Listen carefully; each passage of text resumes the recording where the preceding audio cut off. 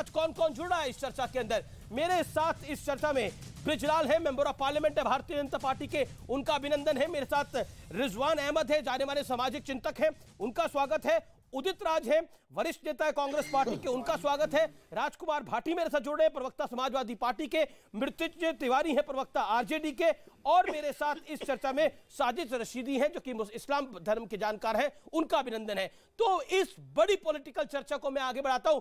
ब्रिजलाल साहब, शुरुआत में आपसे करता हूं। ये सब कुछ इस समय जो आपका वोट बैंक है उसको घेरने की एक कोशिश है, आपको ऐसा लगता है, या फिर आपको ऐसा लगता है कि इसमें कोई साजिश नहीं है, ये अपने आप हो रहा है?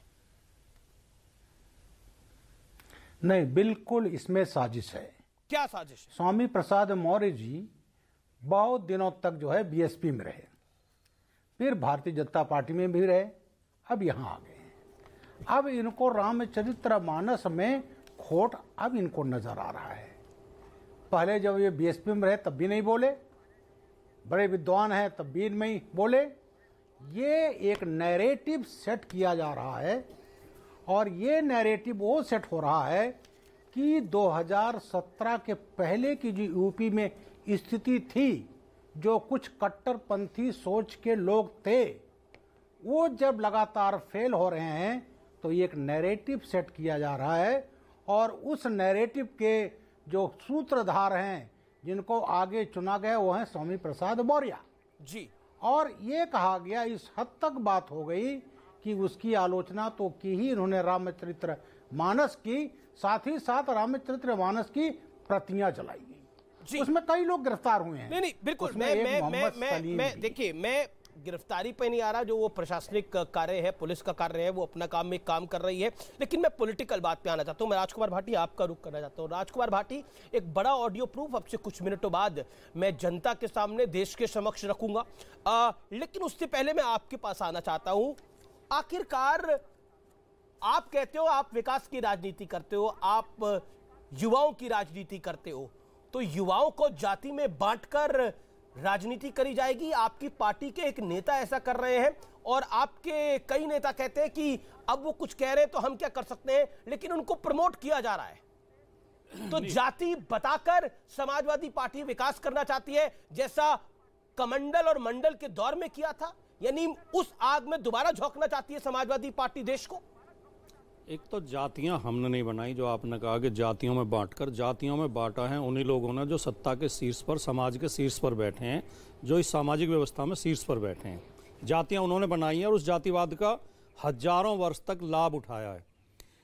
और जहां तक दूसरी बात है, तुलसीदास जी एक कवि थे, और वो साहित्य में पढ़ाई जाती है। रामचरितमानस जब कॉलेजों में, यूनिवर्सिटीज में जो पढ़ाई जाती है, वो साहित्य के विभाग में पढ़ाई जाती है। वो महाकाव्य है, वो धर्म ग्रंथ नहीं है।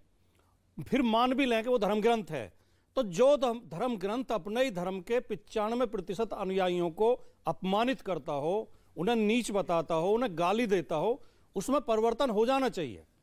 जो पिरतियां जलाई गई उसका मैं समर्थन नहीं करता, ना मेरी पार्टी समर्थन करती है, ना किसी की आस्था को ठेस पहुंचानी चाहिए, ना किसी के कोई खिलाफ गाली गलौज करनी चाहिए। लेकिन जो पंक्तियां, रामचरितमानस जो पुरानी है, एक सेकंड, रामचरितमानस कितनी पुरानी है? रामचरितमानस 17वीं शताब्दी में लिखी गई। बिल्कुल 17वीं शताब्दी में लिखी गई। समाजवादी पार्टी कितनी पुरानी है? देखिए, समाजवादी पार्टी, मैं सवाल पूछ रहा हूं। हाँ, नहीं, मैं सवाल का ही जवाब दे रहा हूं। जी सर। समाजवादी पार्टी ने कोई घोषणा पत्र देकर या एजेंडा बनाकर ये मामला नहीं उठाया है। पत्रकार ने सवाल पूछा, उन्होंने उसके जवाब दे दिया। लेकिन जो इसके समर्थन में लोग उतरे, उन्होंने जो अपमानजनक भाषा का व्यवहार किया है और हमारे नेता को घेरने की कोशिश की है, उनके खिलाफ मुकदमा भी किया है, और जो उनका चरित्रहनन कर रहे हैं, तो उसके समर्थन में आना सवाल मेरा यह है कि ना रामचरितमानस नहीं है, ना समाजवादी पार्टी नहीं है। यानी कुल मिलाकर आप देश को मंडल वाले दौर में दोबारा लेके जाना चाहते हैं। दूसरी बात जो अमीश जी आपने कहा, आपने नहीं, मैंने एक बात और एक बात जोड़ दूं। आपने कहा कि कमंडल के विरोध में मंडल आया, नहीं, उल्टा हुआ।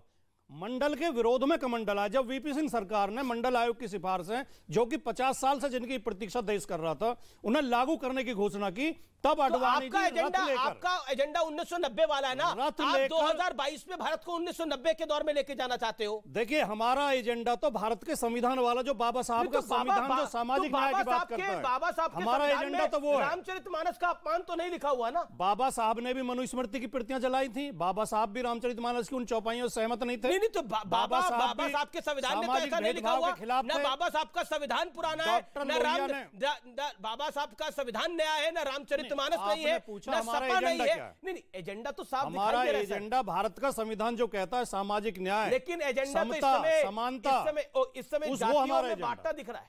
एजेंडा तो इस समय जातियों में विद्वेष फैलाना दिख रहा है। जातियों में विद्वेष वे लोग फैला रहे हैं जो धर्म का सहारा लेकर, सनातन की आड़ लेकर, धर्म ग्रंथ का आड़ लेकर 95% लोगों को ब्रिजलाल जी स्त्रियों के प्रति कितनी अपमानजनक बात है उसमें कही गई तो फिर जी, अगर ये सब बातें होंगी तो फिर मैंने नहीं देखा इस तरह का चीट, इस तरह का क्रिमिनल माइंड पूरे जेल स्टाफ को ब्राइब कर देगा।